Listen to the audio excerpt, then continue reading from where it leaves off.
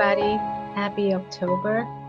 This is a month where it's going to be lots of fun activities taking place, right? Because nothing screams like Halloween more than transforming your little ones into their favorite Disney cartoon characters or superheroes. I know that Spider-Man is still very big with a lot of children that I work with. Um, and Frozen is the other one for the girls. This is a great time for dressing up, uh, your kids in their cute costumes and decorating your home to celebrate, Halloween.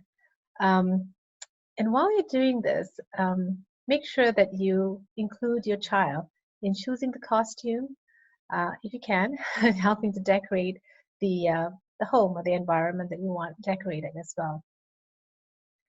On the flip side, for some of these children with sensory processing dysfunction, Halloween and trick-or-treating can be a very scary and stressful time for them. As we try to revel in this fun time, we need to get your little ones with sensory challenges prepared for the changes that they'll be experiencing in school, at home, in the school bus. So everything that's in their environment starts changing, all in the spirit of Halloween to make it fun. But to them, this change might be a little scary. So I have included in this blog resource that we have from the American Association of Occupational Therapy, tip sheet for Halloween, both in English and Spanish, that you can keep. So there are some of these things you could do to help your child and yourself during this festive period. This could mean creating a social story, letting your children know what you'd be doing the day of Halloween for trick or treating, that the streets are going to be packed with kids walking through, going from home to home.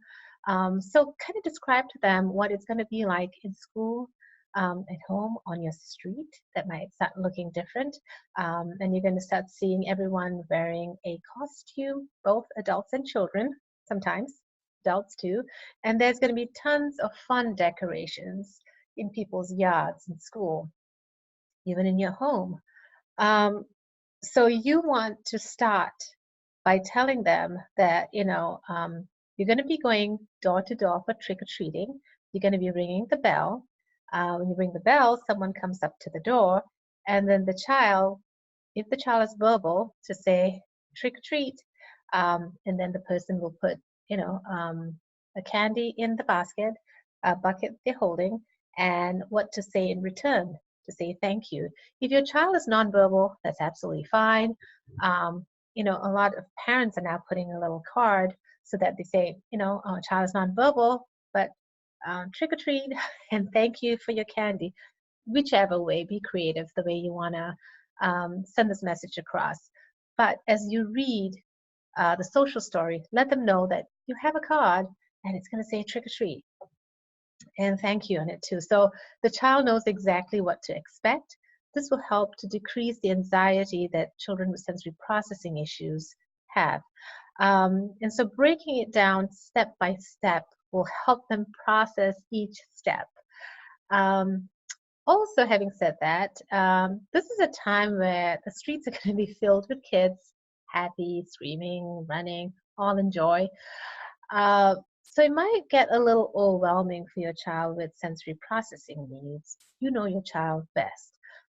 So you can either you don't have to stop the fun. If you know your child, you can have it at home. Uh, or if you see those telltale signs that this is getting a little too much, when it's time to bring your child back home or to a quieter area for your child. Um, and again, it's okay to have the festivities in your home, celebrating at home. So you can throw a Halloween party at home for your child, either just you and the family or the child with your friends. Have them dress up. Look for ghost cardboard cutouts. You can place in different parts of the house. So they go seeking out for these cutouts, and then they can find a candy there in different places around the room. You can decorate your house to have a Halloween theme. You can have the children help you as well. And think about it. When you start doing that, from the cotton that you're pulling and putting in different areas, whatever streamers, whatever that you want, this is a whole lot of sensory experiences and opportunity for the child to touch, feel, help in participating in decorating. And if your child looks like they're not, trust me, they are processing that information. Again, we don't want to overload them, but to just know that this is a fun time for them to experience the different sensory inputs. So there are many different sensory inputs that you can be working on during this time. You can be using tactile, a lot of tactile activities. Auditory, they're going to be definitely hearing different sounds that they're not used to, the howling, uh, you know, um, ghosts coming up from, uh, the ground. You have different sound effects that they're going to be hearing, and tell them it's fine because that's all part of Halloween. There might be different smells. There might be different vestibular inputs that they might be experiencing as well. So you can decorate your home, and you can also have some really fun Halloween snacks, and I'll touch on that a little bit later. But remember, if your child has some tactile sensitivities, then you want to be mindful of the material of the costume. Also remember, tags and seams can cause them a little bit of distress or be uncomfortable for them. So for some children, wearing like an Under Armour or a compression t-shirt on the inside can just help with that, because that's not touching, the seams are not touching um, the skin. So again, it's a fun time not just for the kids, but for the family as a whole to come together to engage in doing some really fun activities. You can be during this time leading up to Halloween, you can be carving the pumpkins. Again, this is only the activity for adults. The kids could engage in coloring pumpkins, or painting the teeth on the pumpkin, or sticking eyeballs. And just imagine how much tactile sensory input, and they see a product that can be displayed outside. Make this a fun sensory experience for them, so they can help with making snacks or candies and cookies, and so they can help with kneading the flour to make spooky cookies. They can help with making popcorn balls, Rice Krispie treats, candy apples. I mean, the list goes on. There's a variety of textures and aroma for the children to participate in making, and also giving them the chance to explore the different textures in a fun and, most importantly, a safe environment. So if they don't want to touch it, that's fine, but it's right there where everybody else is engaging. Peers or families engaging in doing it actually generates a lot of interest, and they kind of realize, okay, this is safe, and I just touch it or just do a little bit, and that in itself is great, and you want to give them a lot of praise, and they do that. It's also an opportunity to do many different kind of craft activities leading up to Halloween, or on the day of Halloween itself, to work on enhancing their fine motor skills, their visual spatial skills, sensory motor skills as well. For example, they can engage in finger painting or coloring, cutting up images of pumpkins, bats, witches, cats, hats, you name it. And the list goes on, for them to apply glue on a stick and place it on a sheet of paper. Or they could peel off stickers to paste on the pumpkin, or which provide another surface, a texture for them to experience. You could do a treasure hunt in finding the items hidden in the room, so stickers or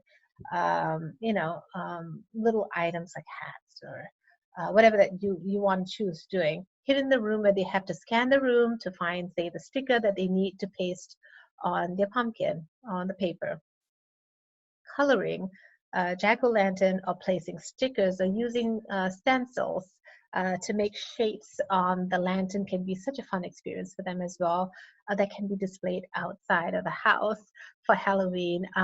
This always bumps up your self-esteem that, you really like it and you're having it out for other people to see. You can paste it, you could hang it up at home or in the kitchen or on the fridge. Whatever it is, the kids are definitely going to appreciate that you're putting it up. I'm sure that you guys are already doing it and just saying that during this festive period, it'll be fun to have that being done again.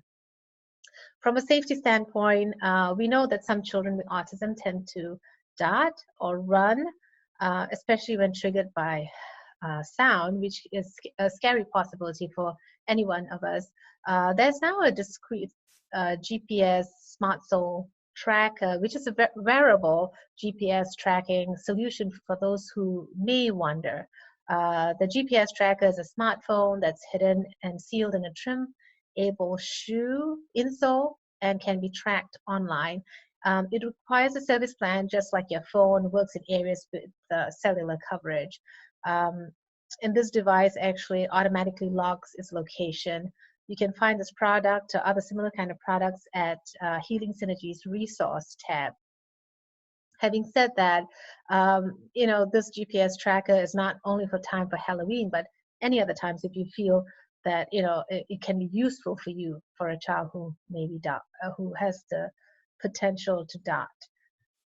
On another note, there are children who are carrying, or individuals who are older who may be carrying the blue buckets, which I think has had a lot of publicity, which is great to kind of identify that these children are who have disabilities and to help them feel the joy in celebrating Halloween. I just want to remind you, I just came across a friend who told me that her son, who has no disabilities, diagnosis of any kind, just likes the blue, and he wants to hold on to the blue bucket. So again, if you have any child carrying whether the blue basket, which makes it easily identifiable for us that these are the children with special needs and autism, or if it's a child with just the normal orange bucket, because I also know kids with autism who are zoned in on the orange bucket and that's what they want to use. If you have a child that comes your way, help them feel the love of the festivities on that day, and have as much fun as possible. Help them have as much fun as possible during this festive period. That's all I have for you right now. Thank you so much, and happy Halloween to everybody. Take care.